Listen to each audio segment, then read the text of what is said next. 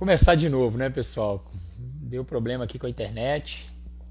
O Chico também não estava conseguindo entrar. Vamos ver se agora a gente consegue. Flávio, vou te chamar de novo e vamos ver se agora vai.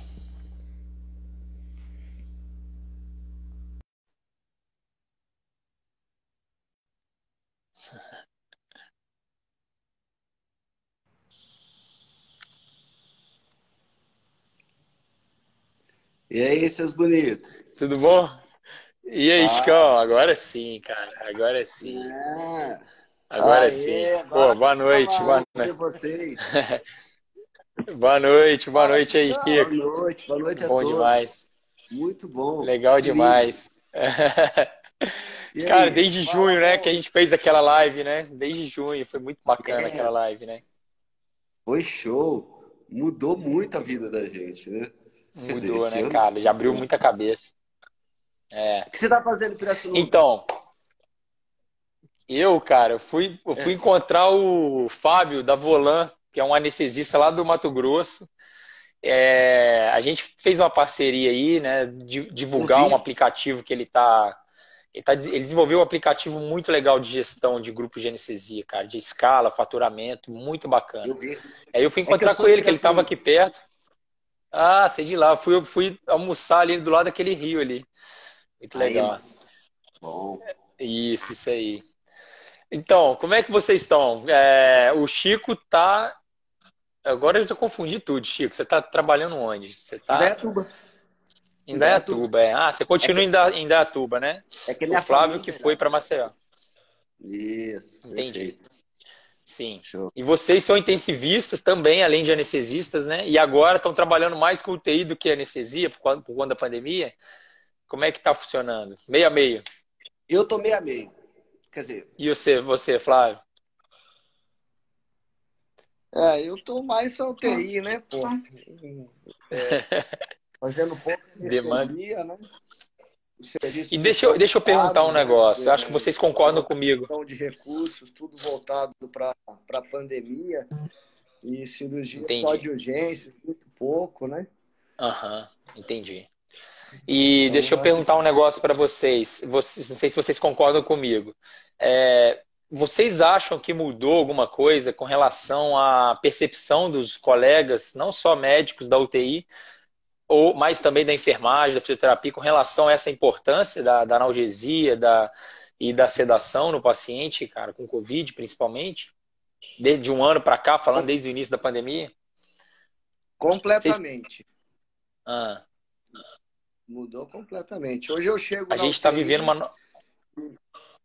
e encontro, chego lá para passar visita, né? Eu já chego, vejo uma analgesia muito diferente do que no começo. Os Sim, plantonistas já manejando, né? Pensando além do básico, né? do básico, feijão com arroz. Mais coincidentemente, aquelas Renato, infusões absurdas de vejo mais, né? Não via, né? O que você ia falar, Coincidentemente, Chico? coincidentemente, uns 2, 3 anos atrás, tinha saído um artigo muito importante na Critical Care sobre a sedação do paciente dentro da terapia intensiva. Enquanto a gente começava a falar no começo do século sobre o despertar diário, essa rotina foi mudando para a gente trabalhar no paciente mais confortável e não necessitando de um RAS menos 100. E o que eu fiz dentro da terapia intensiva? Eu sentei junto com os meninos, principalmente com os residentes, é mais fácil, né? E comecei a explicar para eles a importância da pseudoanalgesia, da multimodal e da colocação do paciente, que ele quer não sentir dor, ele não quer dormir. Ou seja, quando a pandemia veio, a grande maioria dos médicos que trabalhavam comigo já sabia o jeito do Chico de ser. Um RAS mais leve, usar outras terapias, ketamina começou, e o propofol começaram a entrar muito rápido dentro da terapia intensiva. Os benzodiazepínicos, eu comecei a mostrar o problema dos benzodiazepínicos. Assim, eu tive sorte porque eu tive esse lancezinho antes da literatura que me ajudou. Então, assim, durante o ano, Entendi. claro. E como vocês têm feito com relação a continuação desse manejo? Porque uma coisa é você estar ali na hora, no seu plantão ou no seu horário de trabalho, fazer tudo certinho, do jeito que a literatura recomenda, do jeito que as coisas estão tendendo a ser hoje, e outra coisa é você voltar na UTI 2 dias depois e tá tudo diferente de novo. Esse trabalho de capacitação, de mudança de paradigma, mudança de concepção, de percepção é difícil, né? Eu tive dificuldade aqui no HC para mostrar isso, mas eu acho que aos pouquinhos, você conseguindo mostrar um resultado ali, outro aqui, né? Você acaba, os médicos conseguem perceber à beira-leito ali uma relativa melhora ou diferença de recuperação ou de uso de medicação, enfim. Como tá sendo a experiência de vocês com relação a isso, com essa mudança? Assim? Como vocês têm feito para implementar isso na UTI de vocês? Pode falar, Flávio. É trabalho de formiguinha, né? É trabalho de formiguinha. Tem que estar presente, né? O anestesista tem que estar presente na terapia intensiva para passar esse traquejo, né? Esse manejo da analgesia e da hipnose, né? Então, como eu te falei, eu passo visita lá no Metropolitano todos os dias. E hoje eu chego lá, eu encontro midazolam em doses moderadas, fentanil em doses moderadas, já vejo uma infusão de lidocaína associada, um sulfato de magnésio, sem a gente precisar ficar apontando as pessoas usarem, né? Então, o colega já chega e fala, já entrei com uma lidocaína porque não estava bem adaptado, já estava com uma dose moderada de fentanil. Então, em vez de ficar puxando no fentanil e no midazolam, a pessoa já se liga. Tem outras coisas, já entrei com Precedex, já entrei com uma cetamina e vai fazendo a pseudoanalgesia multimodal. E eu acho que isso pegou. Sim. Né?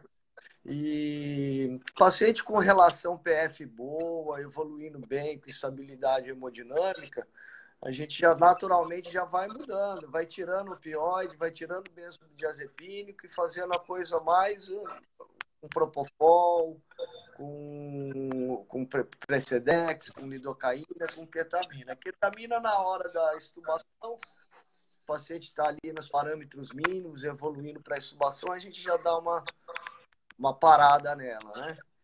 Uhum. E eu tive uma experiência muito boa agora com essa falta de sedativos que a gente teve com a pseudoanalgesia inalatória, né? Com o sevoflurano. Legal. Conseguiu o vaporizador? Fiz em 3 casos aqui. Foi assim, o toque de Midas. Legal. Você muito bom. Ali, o 70, o propofol ele vai dando uma certa taquifilaxia depois do tempo de uso, né? Sim. Altas doses de propofol, de midazolam, de opioide, aí você põe o bis no cara, o cara com bis 70, né? E não sedava, brigando. Ligava o Seva 2% ali de Seva expirado, o paciente ia para 40 de bis. Que bom, e aí olha. Você ia tirando fentanil, ia tirando midazolam, ia tirando tudo, deixava só... Teve um paciente que eu fiz só com Seva, tirei tudo dele. Que legal, hein? E a eliminação, a eliminação independe, né, cara? É pulmonar, independe de metabolização de órgãos. Então, cara, o paciente elimina e acabou, né, cara? Tem muito que... Não tem acúmulo assim, né? Lá é multidisciplinar, né? Tem cirurgião cardíaco no meio, tem cardiologista. O pessoal ficou doido, né? Legal pra caramba. Isso que é legal, a gente conseguir levar esse conhecimento assim para outras áreas, né? E aí, Chico, como é que tá aí tudo aí? Então, foi difícil, menino Renato. Foi difícil, porque como intensivista e como anestesista, é claro, caiu para cima de mim a obrigação ou a responsabilidade de tentar treinar todo mundo. Eu juro para você, eu fiquei deprimido no começo. Porque eu não enxergava o que eles enxergavam. Isso me deixava extremamente angustiado. Eu precisava entender qual que era as dificuldades que eles tinham para eu poder chegar até eles. É um negócio meio de comunicação, né? Você tem que falar e outro tem que Sim. entender. Não tem jeito. E eu fiquei assim, meu Deus do céu, eu estou falando grego, eu preciso mudar a estratégia. E aí eu mudei a estratégia. Comecei a conversar com o pessoal da farmácia, justamente com o pessoal da farmácia, e dizer para ele o que eles tinham, o que a gente podia fazer. Gente, a gente trabalhando no self-service, eu costumo dizer. A gente está trabalhando no prato feito, o que tem para hoje. E aí eu comecei a estudar, e Vixe. compartilhar com eles todas essas informações.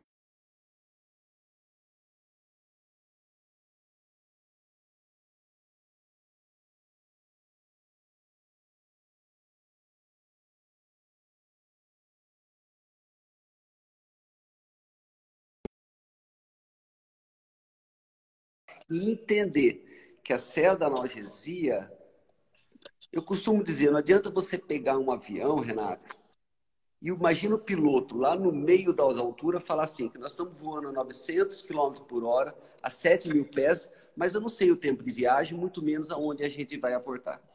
Ou seja,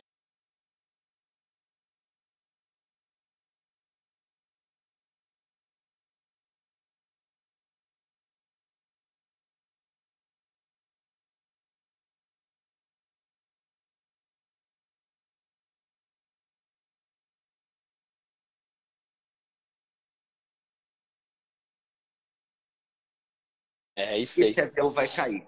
Então, a célula da analgesia, ela tem que ter um início, um meio O e um meio. fim.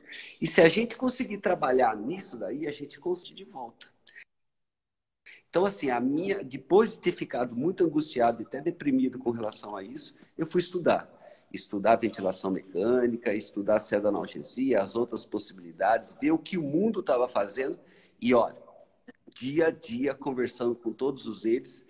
É claro, a gente não consegue vencer todos. Os plantões são muitos, os números de leitos aumentaram.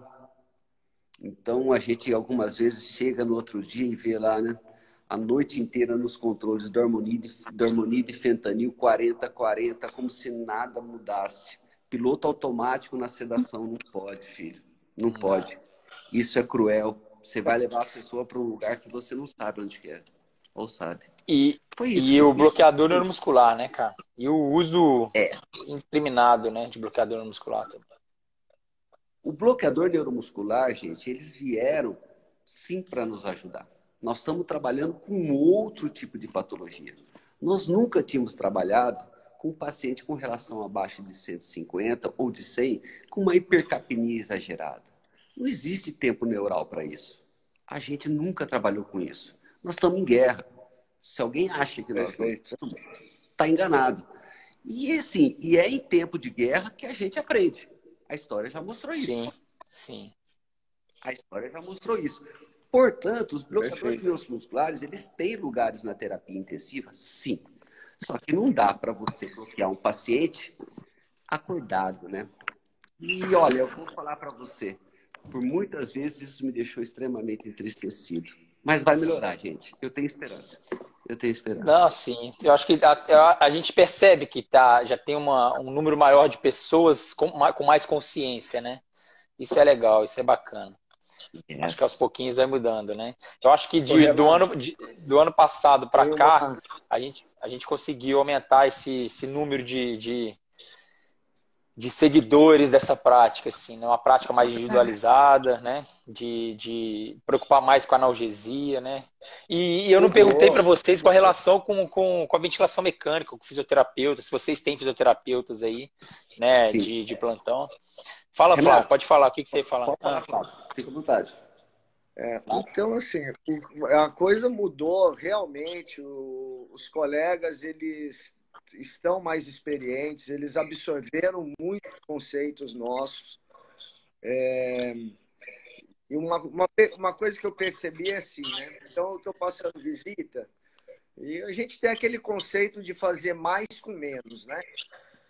Então, quando você percebe Exatamente. que tem muita coisa ali, você pode falar, eu posso deixar esse paciente tão bem sedado com ajustando as doses das medicações, né?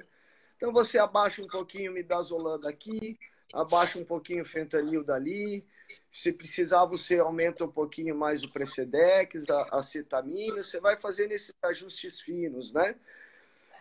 Mas a coisa é dinâmica, né? Na anestesia, a gente senta do lado do paciente, a gente vai todo momento ajustando os tempos da anestesia. Sim. Entendeu? Não é aquela coisa contínua. Aí o pessoal chega e fala, pô, o Flávio vem aqui, mexe na sedação, os pacientes acordam tudo, eu mexi ali agora, não quer dizer que você não vai ter que mexer daqui 1 hora, daqui 2 horas. Yes. Você vai dar banho no paciente, você vai fazer um raio-x, você tem que, entendeu?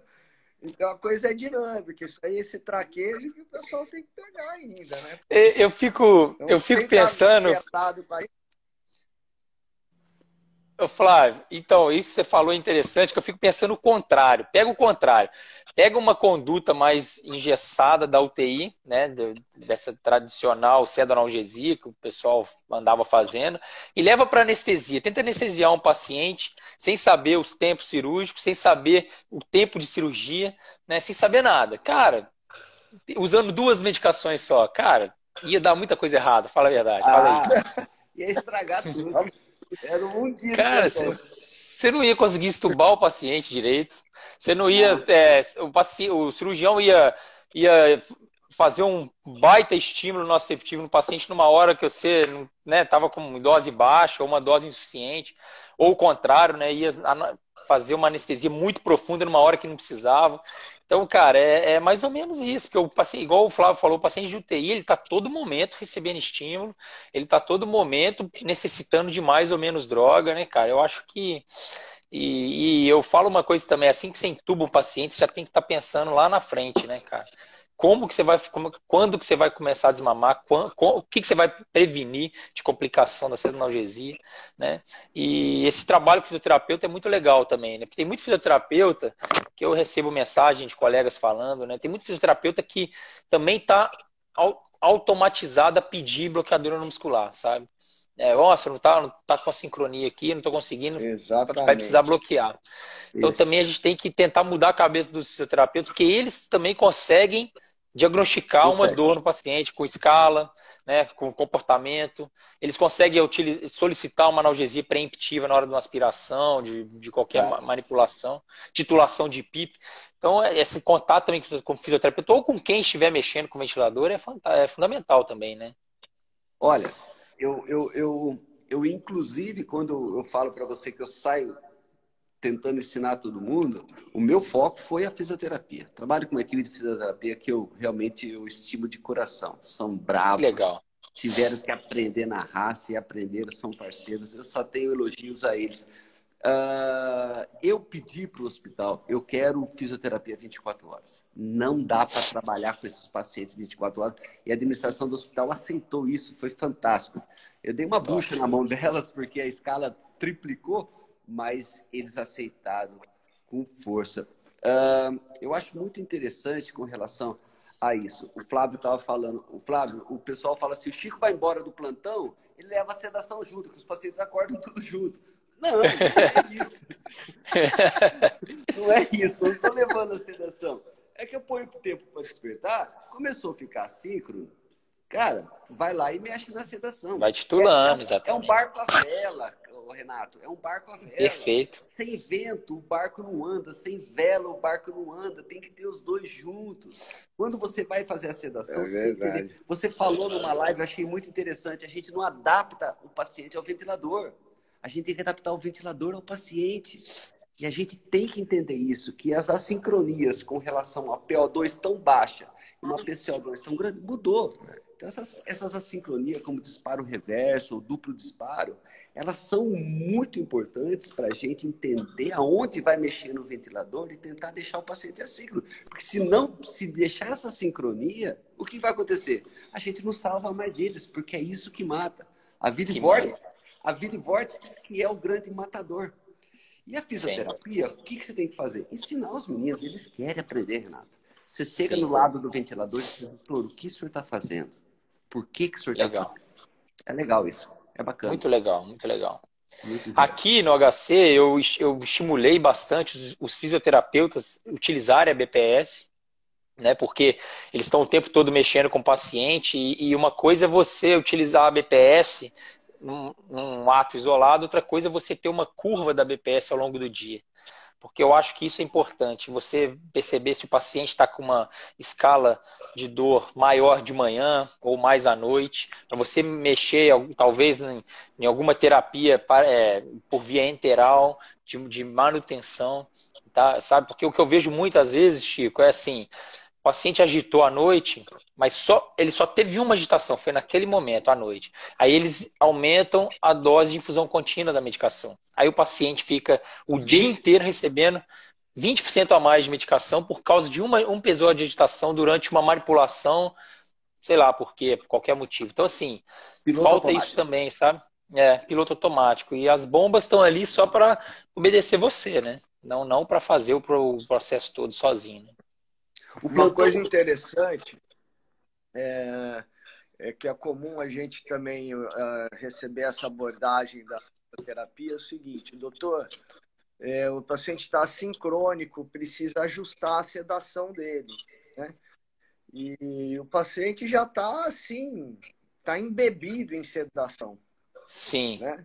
Não tem mais o que você ajustar, né? E, pessoal, aqui é relaxante muscular, não tem que ficar dando mais opioide, mais sim, sim. benzodiazepina, mais propofol. Aí tem indicação. Dá um bico nesse Uhum. paciente, não, ele vai ficar sincrônico. Você vai fazer uma morte encefálica, né? De BIM de 0, SR de 100, aí ele Sim. não vai mais entrar no respirador mesmo, né? Não Aí vai você vai acordar ter nunca mais também.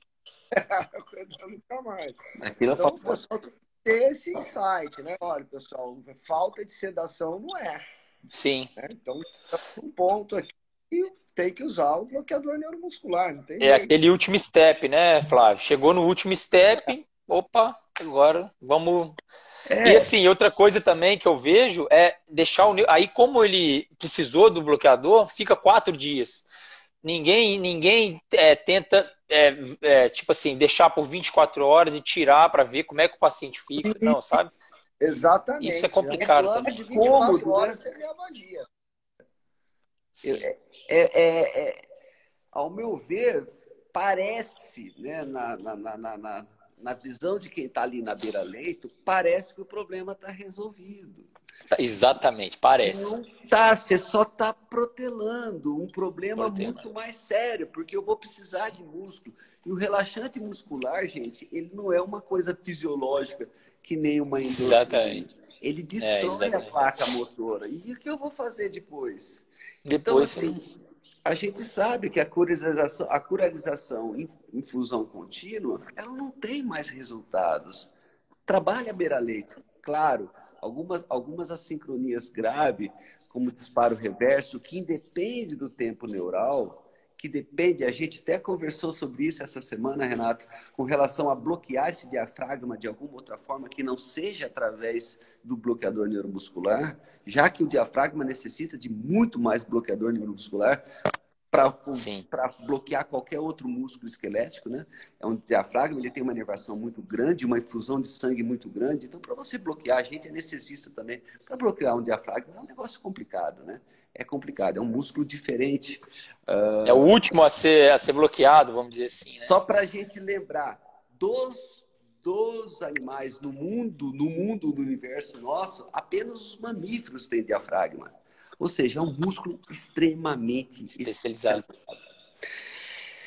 Então tem seu Legal. lugar? Tem seu lugar. Tem que trabalhar com ele? Tem, mas não infusão contínua. Você vai fazer infusão contínua aquele paciente que você está precisando, pensando em levar ele para ECMO, que é uma outra realidade que a gente tem que ter umas 10 lives para poder discutir. Exatamente, Chico. Perfeito. Perfeito. É isso aí. Né, Flávio?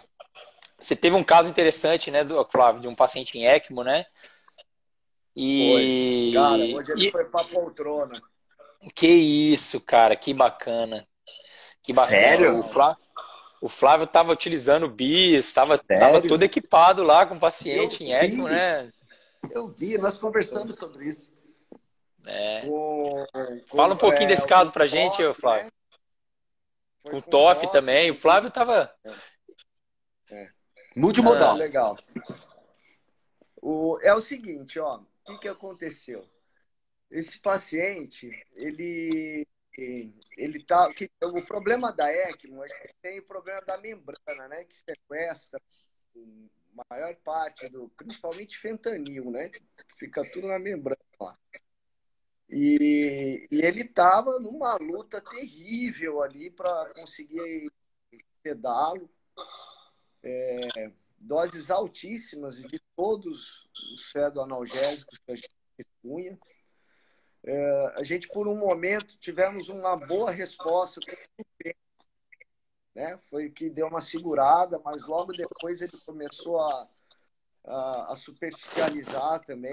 A gente não conseguia manipular a pseudoanalgesia dele adequadamente. E o bis, assim, 70, 60, usando altíssimas doses de propofol, de midazolam, lidocaína, prestedec, ketamina, fentanil. Depois a gente passou para o sufenta. E a gente só conseguiu segurar ele com o sevoflurano.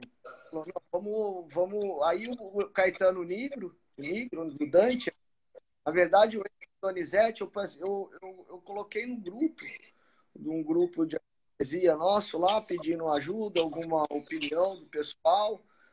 E aí o Enes me mandou no privado um vídeo do Nigro fazendo um circuitozinho lá de vaporizador de servo para adaptar no aparelho aqui. Aí eu falei, essa aqui vai ser a nossa chance, vamos ver se vai dar certo. Mas foi assim, fantástico, né? Foi o que conseguiu segurar ele durante ficamos 20 dias com ele na EC. Desses 20 dias, ficamos uns 10 dias, né? Flurando. E o gasto desse servo, a gente queria avaliar o neurológico dele, desligava o servo, em 5 minutos ele, acordava, abria o olho. Você ligava o servo na máquina. Aí você põe aquele vaporizador portátil, tem entrada e saída, né? Sim. Com fluxo. Aí você põe o Tzinho do Baraka, onde Sim. conecta o fluxo de igual faz nas cardíacas. Isso. Entendi. Você fazia já fazia direto na máquina, né? Não, na oxigenação da máquina. No ramo expiratório do ventilador. No ventilador. Era uma opção minha. Mas aí eu pus o ramo inspiratório do circuito do... Tá. Não, porque a gente, na cardíaca, às vezes a gente faz na máquina. De gases, não. Né? Bis e quando a gente usava o bloqueador neuromuscular, o TOF. Entendi. Show. E o gasto desse servo, Flávio? Foi excelente. Aí eu liguei o servo, aí eu comecei a diminuir o gasto. Como que vai a quantidade de servo flurano? Você conseguiu fazer fluxo baixo? Não. Então, aí eu fui testando, né? Com 2 litros de fluxo, eu punha ali 2%, não dava nada de servo inspirado. Aí com 6 litros, nossa, 5%, com 6 litros, 5% de servo no vaporizador, eu conseguia um servo inspirado de 2%, 1,8%, 2%.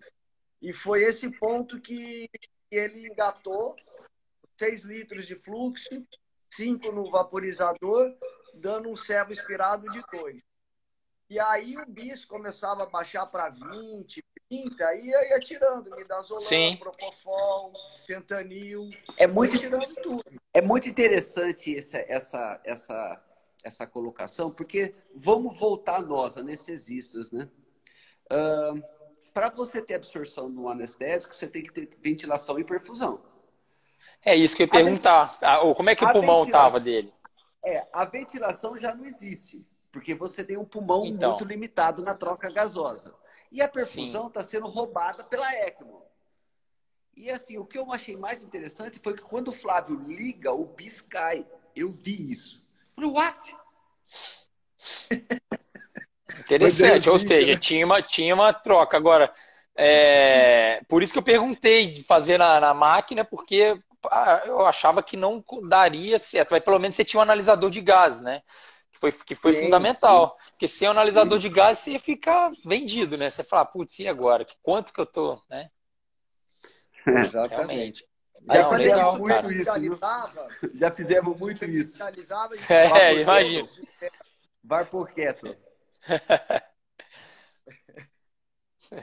Aí, ô, Mas e aí, Renato, Flávio? Ah, em determinados momentos que a gente precisava titular, precisava deixar ele bem encostado no respirador mesmo. Aí a gente ia dar banho, né? Fazer raio-x, a gente dava bolos de servo, né? Aí punha um fluxo ali de 10 litros por minuto e punha o vaporizador a 7%, uns 5 minutos. Deixava uns 5 minutos assim. sim. Aí ele dava aquela fungada, o pessoal manipulava, dava banho, fazia raio-x, tudo. Aí voltava para o normal. O bis voltava a subir de novo. E outra coisa, Flávio, deixa eu te perguntar, a relação melhorou com o servo? Porque ele inibe, né, teoricamente, a vasoconstrição hipóxica, acaba alterando um pouco a fisiologia aí Ele pulmonar. faz O uma que que você dilatação também, faz né? a bronquodilatação, que seria uma ideia boa. Mas e aí, você conseguiu usar o servo depois da ECMO ou não? Você só usou durante a ECMO? Não, depois a ECMO também. Ele saiu da ECMO, ele ficou na hora do desmame, né? Porque você tira o fentanil, tira o midazolam, ele ficou só ali. Aí a gente foi manipulando ali 1%, 1,5%, Legal, não, né? bom demais. A impressão de suporte. E Foi uma aquela luta, viu? história, e aquela história da midríase? Pô, Que- a gente não tava sem o servo, cara. Ele tava com dor, curarizado com dor. Aí o Sim. pessoal É falou, incrível isso, né? abriu pupila, sangrou.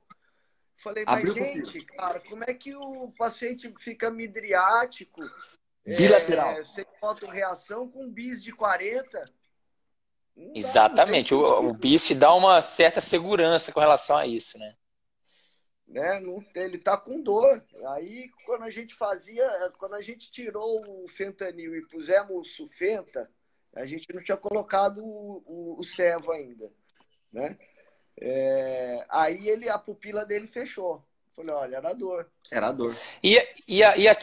Mas e aquele relato que eu cheguei a te. Lembra? Um relato de caso de uma midríase com rocurônio em altas doses num paciente em ECMO que fez Perfeito, midríase? É o perfeito. Você menino que acha estava que. no Paraná, não era? Não era Hã? daquele menino que estava no Paraná, o médico? Não, não, esse também, esse fez na época. Mas ele não estava em ECMO, se for o que eu estou pensando, Ah, de não, não Maringá. estava. De Maringá. Mas não, porque tem um relato de caso na literatura muito interessante, com a midríase por rocurônio, mais altas doses em pacientes com ECMO. Retirou o rocurônio, o paciente voltou a pupila ao normal. E aí, no caso do Flávio, eu não sei. É lógico, tem que excluir dor, né? Então, ele excluiu dor, voltou a pupila ao normal, né? Você não precisou tirar o É. rocurônio, não, Flávio. Não, Ah, entendi. não. Ah, então beleza, ótimo. Que é a principal hipótese, né? Porque esse relato aí me parece ser uma coisa bem rara de acontecer. Só em altas doses de rocurônio que você tem um mecanismo central aí que acaba fazendo midríase. Mas não é o comum, né? Não, Exatamente. eu vi o que me chamaram umas 2, 3 vezes, paciente em uso de tiopental em altas doses com uma midríase paralítica, né? Tiraram o Olha. tiopental e voltou. Mas, velho, poxa, Aí o bis devia estar 0 também, né? 2, né? devia estar queimando o HD, né? Devia estar queimando o É, HD. é, é, é complicado. E Me assim, fala da impressão Olha, do bis, Flávio. Você sente falta do bis? Se alguém tirar o bis do seu paciente, você sente falta na UTI?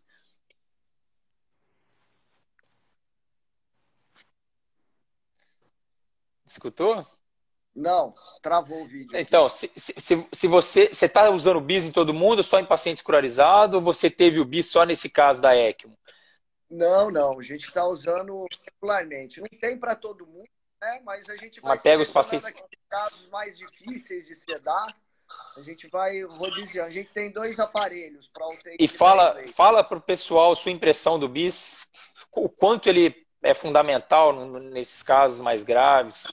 Cara, você, Renato, cara, eu dei risada, eu mostrei pra tu naquele post que você fez, daquele analogia com aquele filme lá, o Black Bunny, né? Ah, sim, sim.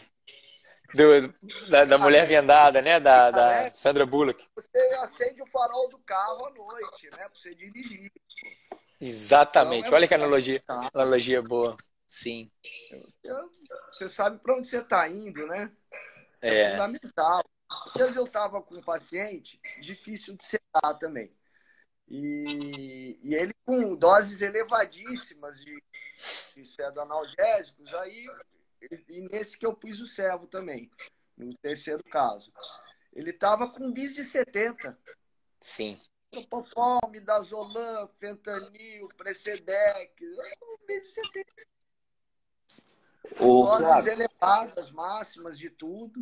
a impressão. Aí eu falei, Sim. olha só, e a gente achando que o cara tava profundo. Como é que eu vou aprofundar esse cara? Eu falei, eu vou botar o servo nele. E foi. Sim.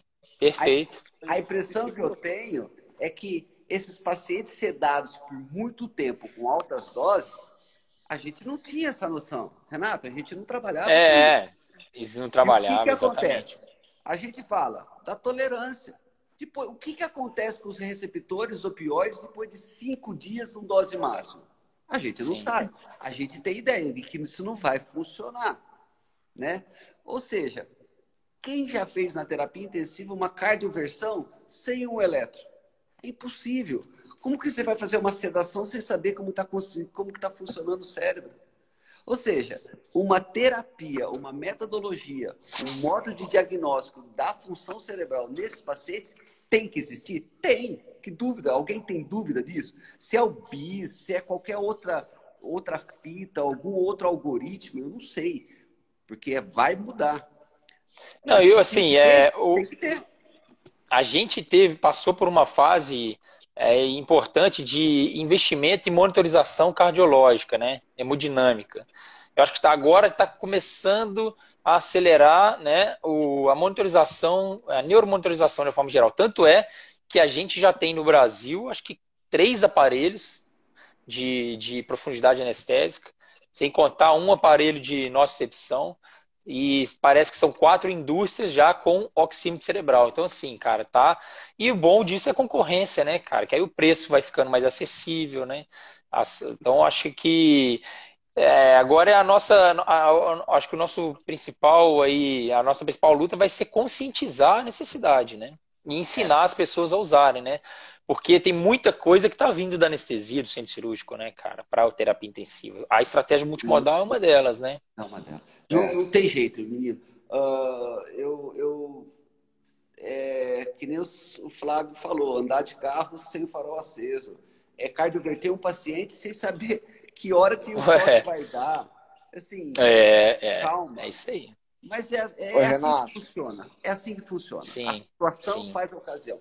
Então, assim, vai mudar, vai mudar. E eu tenho esperança. E assim, eu acho que o cérebro é uma coisa mais fácil de quantificar certas coisas quando a gente põe o aparelho, né? Agora, é difícil quantificar os outros malefícios, né? Que uma pseudoanalgesia profunda pode causar, né? Tipo Eu ia imunossupressão, falar. né? Então, o quanto a gente está precipitando ou aumentando o risco de um paciente evoluir com uma sepse, com disfunção de múltiplos órgãos, fazendo o que a gente está fazendo. Delírio, que é um grande Delírio, cara. matador. Eu tenho É, 10 pacientes na UTI, 5 com delírio e 5 sem delírio. Quem vai morrer? Exatamente. É Ou um fator seja, independente, né, de mortalidade, né? E benzodiazepínico. Ou seja, Exatamente. vamos aprender. Vamos aprender assim. Isso aí. Eu acho que isso é muito importante. Esse meio da anestesia na sedação do paciente, entrando dentro da UTI, com os 2 pés no peito, eu tenho esperança nisso, moçada.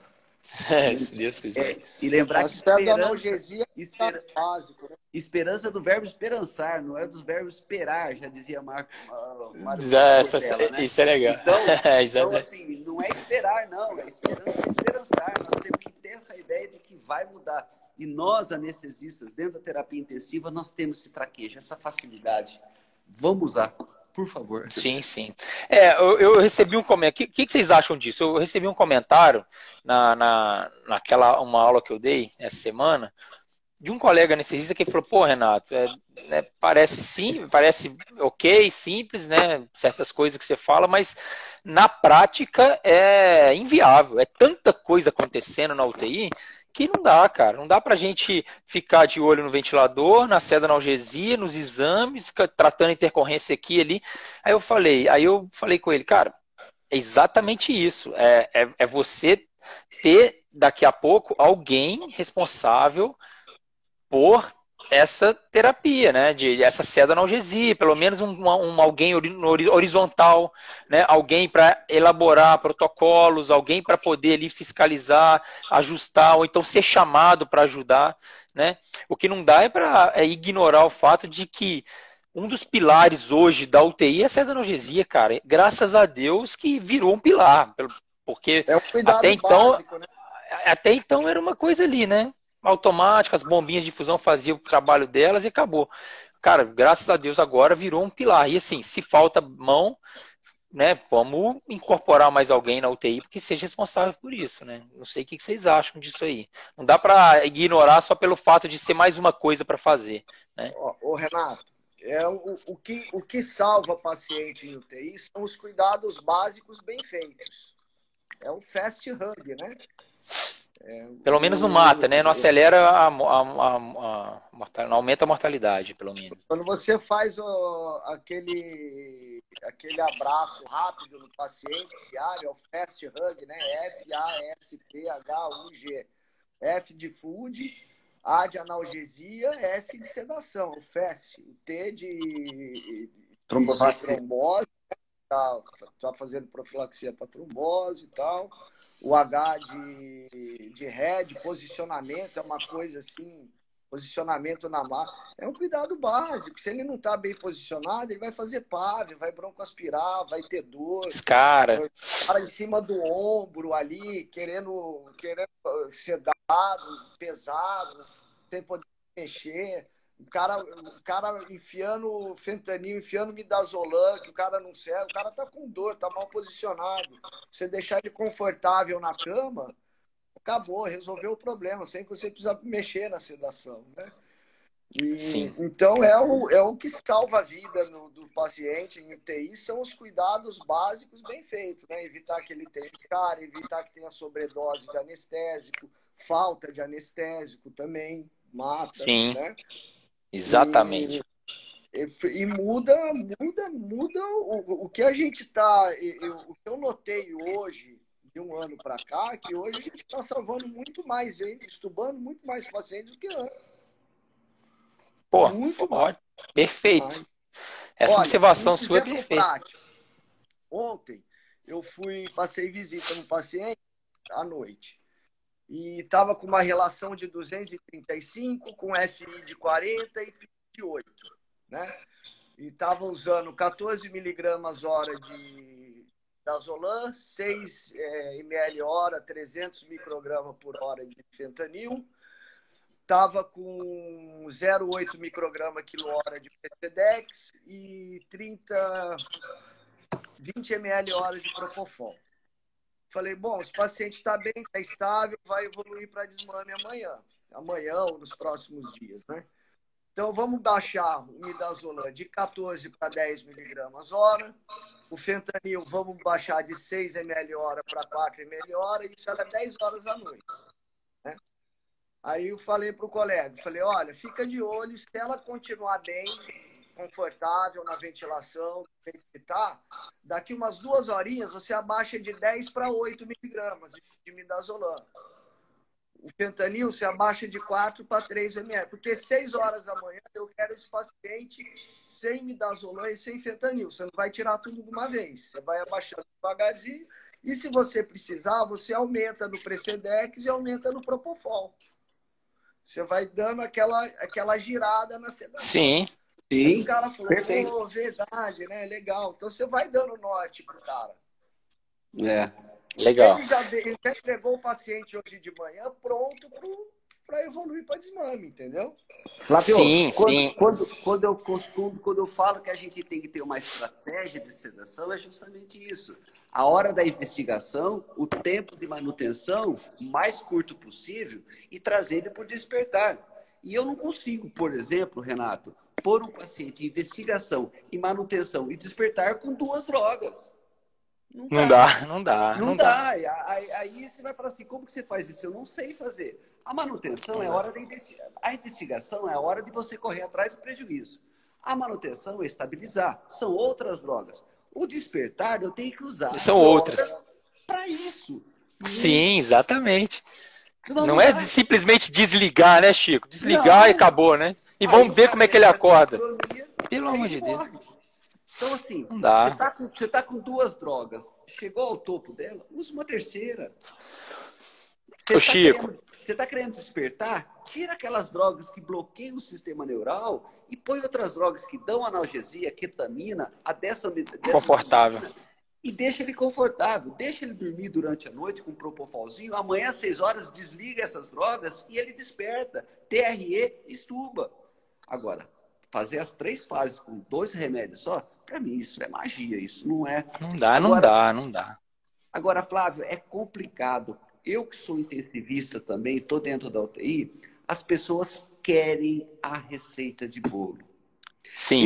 Eles querem fazer isso, eles não querem pensar. E pôr um sênior nesse lugar, e pôr um mais experiente nesse lugar, para conseguir comandar a pseudoanalgesia, para mim, é uma esperança também. É um bom caminho, né, Chico? É Eu um acho bom também, cara. caminho. É um bom Porque caminho. e outra coisa, né, Chico, Flávio, cada paciente está numa fase, né? Então você também tem que ter esse raciocínio um pouco talvez mais rápido, já uma coisa, porque não dá para todos os pacientes estarem recebendo a mesma coisa, tudo igual, né? Cada paciente está numa fase, não tem jeito, né? Sim. Essa conscientização é importante. E assim, eu vejo às vezes, cara, profissionais, né, cara, infelizmente com o ego ainda um pouco inflado, e assim, não aceita nada vindo de fora ou uma opinião, né? Então, assim, o Flávio teve a sorte de o colega plantonista, né, aceitar e entender o que ele estava querendo dizer. Mas a gente vê o contrário, cara. A gente vê o contrário ainda, Exato. né? Médicos, assim, não tá ótimo assim, não tem evidência, né? Então, assim, igual o sevoflurano, né? Ah, não tem evidência que o sevoflurano pode ficar 10 dias. Mas qual droga tem evidência que pode ficar 10 dias, né? Então a gente tem que, né, eu acho que trabalhar também isso, cara. Acho que ir aos pouquinhos entrando, né, na UTI com esse sentido de ajudar, né, cara. Acho que a palavra é essa, ajudar.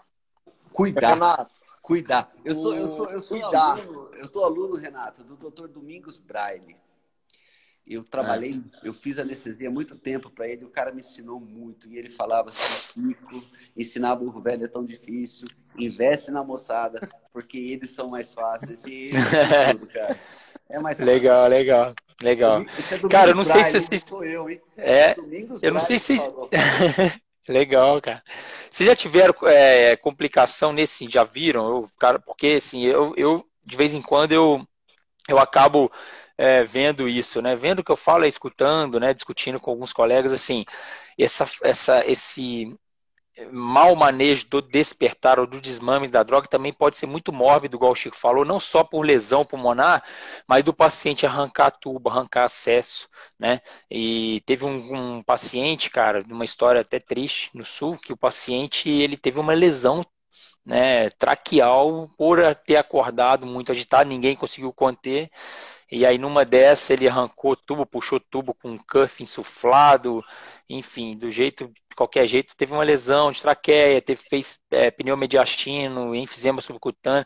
Então a gente tem que lembrar disso, né, cara? Esse despertar cuidadoso é fundamental também, né? Para diminuir morbidade, mortalidade, né?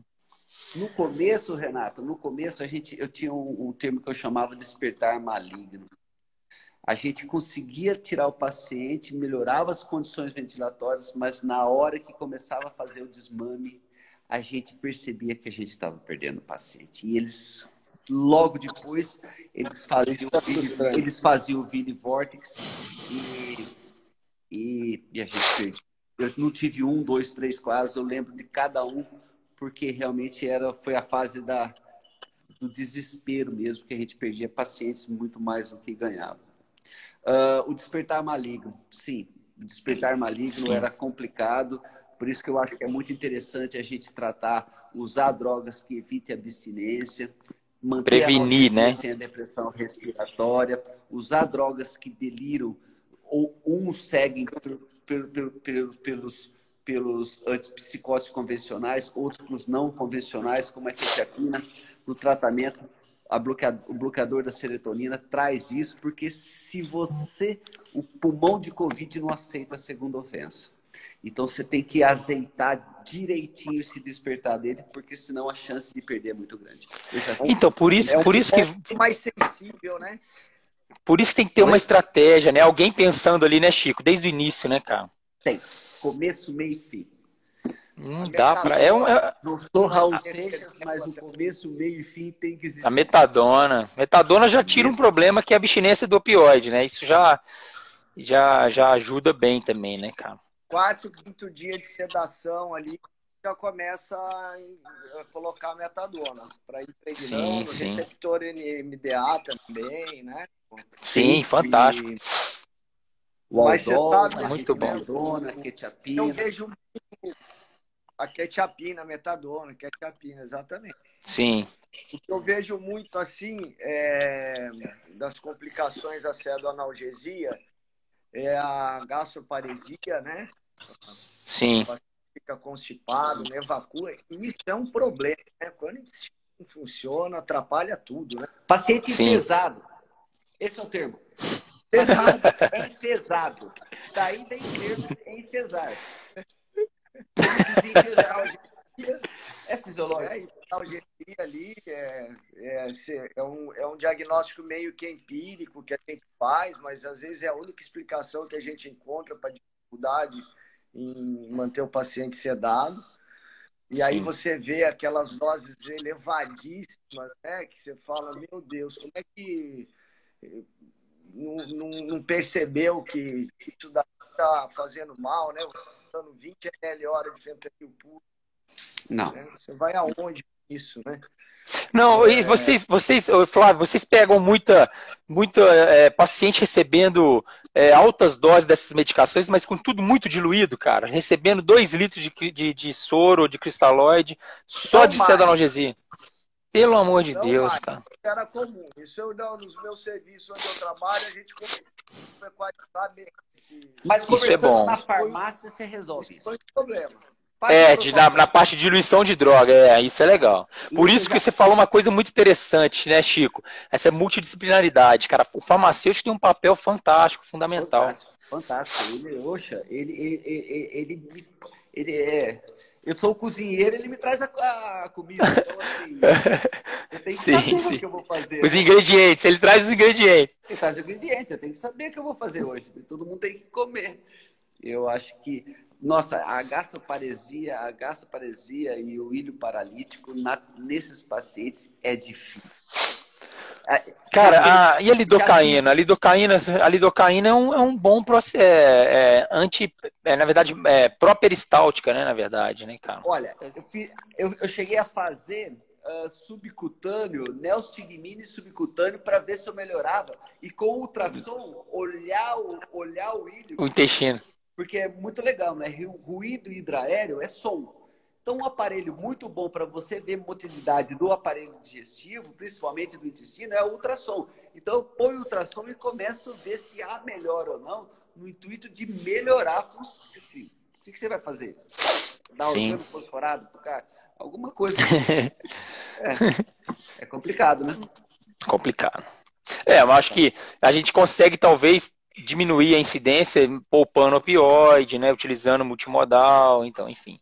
Acho que isso por si só, isso aí já deve diminui bem a incidência, né? Não, lógico que a gente sempre vai ter paciente ou outro, né, com ilho, mas... Ô, Renato, mas você sabe que eu tenho já me preocupado com isso antes do paciente ir para a UTI. Sim, Eu já legal começo demais. com medidas ativas antes. Porque às vezes o paciente está na cama lá, com oxigênio, não pode ir para o banheiro, tem que fazer tudo na cama, no leito. E tem paciente que trava, né? Não está se alimentando direito. Sim, Então, eu já tenho otimizado laxativas pré-terapia intensiva. Eu sei que vai dar problema. Vai. O paciente usa morfina subcutâneo para tolerar melhorar o acoplamento. invasivas, tal. Então, já começa com Movilax, Lactulona, Sim. Bromoprida, Dimeticona, Domperidona. Já começa tudo já para isso aí vai. Flávio, nós não podemos esquecer que nós três aqui somos especialistas em dor crônica, né? Não, eu não, Ah, eu sou não, só, eu só ainda, mexo com né? dor aguda só. Então, para Mas lembrar, o, mas o, você não faz tratamento de dor crônica com opioide sem dar um laxativo. sim, sim, É sim. sine qua non. E lembrar que os laxativos você tem que trocar. Troca os laxativos, porque só lactulona e óleo Não mineral dá. não dá, você vai ter que trocar. E os Eu pego, profiléticos, sim. Os na profiléticos. verdade, no serviço de dor aguda aqui, tem uns pacientes que ficam 3 meses internados, né? 2, 3 meses, grande queimado. Então tem grande queimado que usa muito opioide na internação, né? Acaba fazendo constipação intestinal e aí realmente é nutrição em cima com dieta laxativa, lactulona, bisacodil, vai trocando e vai poupando opioide, né? É isso aí. Eu acho que é por aí. Agora interessante, o pessoal, que tem certas coisas que acho que a gente precisa, igual o Flávio falou, né? Pensar lá na frente, né? A gente faz isso muito na anestesia hoje em dia, né? A gente tá eu faço assim, eu começo a anestesia, eu já estou pensando no pós-operatório do paciente Claro, imediato e tardio, né? claro. Então, na analgesia na UTI, eu acho que é a mesma coisa. Igual o Flávio tá falando, cara, eu já estou prevenindo uma complicação que pode me dar muito problema depois, tanto ventilatória, né, com o abdômen distendido, o paciente já ventila mal, com translocação bacteriana, e, enfim, putz, então é isso que eu acho legal também, a gente prevenindo várias complicações que e eu acho que essa analgesia tem grande potencial de causar mal, né, cara? É muito efeito colateral que essas medicações têm. Então, se a gente conseguir preveni-las, puta, é menos uma coisa o paciente, né? O paciente já está tomando tanta porrada, né, Chico? Então, Exato. esse papel de prevenir, cara, eu acho que é fundamental. Um dos grandes medos que eu tenho na analgesia, Renato, é o que eu chamo de círculo da morte. O que acontece? O cara vai lá e mete analgesia. O paciente faz hipotensão. Aí o que ele faz? É. Dá volume. Ele dá volume, volume, Nossa. volume. Encharca o pulmão. Aumenta parâmetros. Aumenta parâmetros, o que faz? Faz mais hipotensão. Ele entra com droga vasativa. E eu falo, eu prefiro 9/6 sem nora do que 12/8 com nora. Perfeito, certeza. Então eu tenho 10 pacientes, 5 com nora, 5 sem nora. Com nora, quem vai morrer? É o que está com nora. Então 9/6. Sim. Eu não, né? A literatura fala isso. 9/6 é melhor do que 12/8 com nora. Aí o que acontece? Entra com nora, queima o rim. Queima o rim, terapia de suporte renal, caixa prego. Ou seja, o que você está tratando? Você está tratando o malefício da hipersedação, que é uma hipotensão. Exatamente. E aí... O contrário é verdadeiro também, Chico. Se você se você analgesia mal, o paciente fica lá com 120 de frequência por 6, 7 dias, né? 130. Que miocárdio que aguenta ficar 10 dias assim, cara? Com sistema nervoso simpático ali, endócrino metabólico a todo vapor. Vai chegar uma hora que você vai o quê? Vai depletar a catecolamina, você vai ligar, nora. Aí é a mesma coisa, vai... E aí você vai falar que pô, o paciente era grave, morreu, disfunção de múltiplos órgãos, morreu. Poxa, mas, cara, dava para fazer melhor, né? Dava para fazer melhor. Não é assim. Né? Não dá. Eu acho que assim... que eu estava lembrando aqui, o Nigro, ele está em contato. Cortou, Flávio. Da Suécia, né? Cortou, Flávio. Não entendi, fala de novo. O Nigro está em contato com o pessoal do Canadá e da Suécia, que eles fazem a analgesia inalatória na UTI. Tá? Com isoflurane e com servo eles fazem. Eles deixam o paciente 15, 20 dias Sim. no inalatório. Sabe quem que... rotina lá. A Amal, que é uma anestesista e intensivista espanhola, que no início da pandemia eu conversei muito com ela, ela também usando o sevoflurano lá no hospital no Ramon e Cajal, em Madrid, que era um hospital de referência lá público, usando o sevoflurano em todo mundo, e era isso aí, Flávio, 10 dias, 15 dias, É, também. eu acho que assim, o interessante, a terapia inalatória, sim, eu concordo, eu fiquei muito afim de aprender isso aí. Só que a gente tem que fazer um ventilador adequado, um aparelho adequado e um sistema de exaustão Sim. adequado, né? Sim, senão polui também muito.